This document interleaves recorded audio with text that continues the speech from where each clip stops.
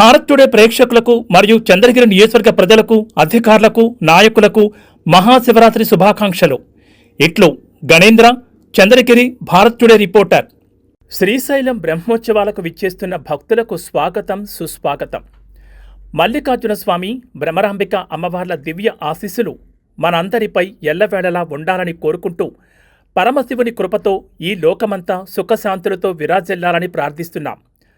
పవిత్ర పుణ్యక్షేత్రం శ్రీశైలంలో జరిగే ఈ వేడుకల్లో పాల్గొని స్వామివారి దర్శనం చేసుకోండి.